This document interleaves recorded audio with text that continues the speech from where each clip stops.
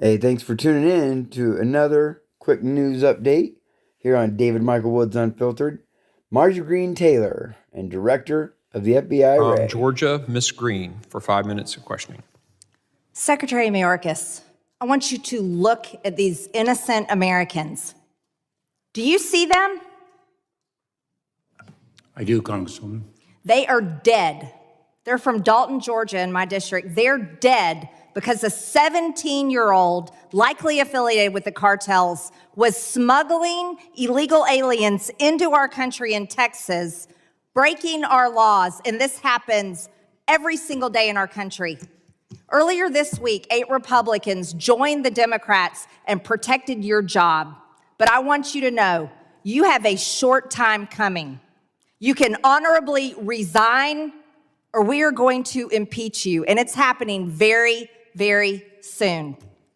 Mr. Wray, do you remember on October 18th when the Capitol complex was illegally occupied, breaking same laws that you have hunted down Americans for from January 6th? Are you familiar with this?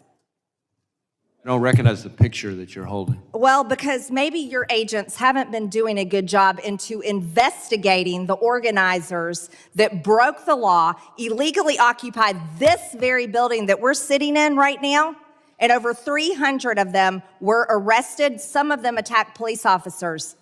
I haven't seen on the news where the FBI is hunting them down with helicopters, tanks in the streets, raiding their homes with flashbangs, targeting these people, watching these people, throwing them in jail for them to stay in pre-trial in solitary confinement for years before they ever face trial. You want to know what this says? I'll tell you. This is one of the organizers' phones, and this is a chat, and it says at the top, Global Intifada. Now, while we're talking about terrorism today, are you familiar with the term Intifada? I've certainly heard the term. Do you know the definition? I'm not going to try to define it, but It means Arab uprising or jihad. Are you concerned about jihad in this country? I am, and I have consistently testified to that effect. Yes, but are you interested in using the FBI? You are the director of the FBI. Do you hunt down terrorists in our country? Those that would be responsible for jihad? Absolutely, and that's why we've had jihadist-inspired terrorism at our highest national threat priority level since the day that I started as FBI director. Do you still use the Southern Poverty Law Center as a source? You use them. The FBI used the Southern Poverty Law Center as a source when targeting Catholics. Are you still using the Southern Poverty Law Center as a source?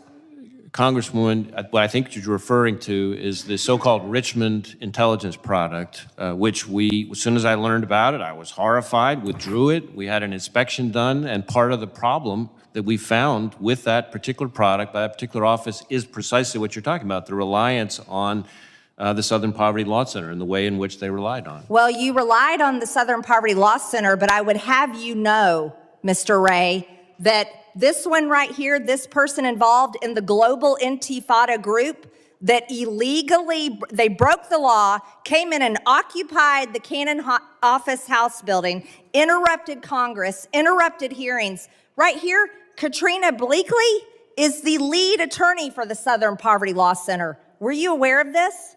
Congresswoman, as I said, I haven't seen the photos that you're holding up before. Maybe, well, I posted them on my Twitter account. It's public. You know, maybe I don't you guys spend a lot of time on Twitter. Well, you know, oh, I'm sure you do, because the Department of Homeland Security, organized with other offices, has censored many Americans, including myself. I'm not part of the Department of Homeland Security. Right, Mr. Wray, you should be interested in investigating terrorism, and this right here is proof that we had terrorists in our own office building. Global Intifada. And you rely on the Southern Poverty Law Centers. Katrina Bleakley is one of the organizers. I'll send this over to your office so maybe perhaps you can stop targeting innocent grandmothers and veterans who walked through the Capitol on January 6th and might actually go after people tied to Hamas, tied to Hezbollah, and likely Iran.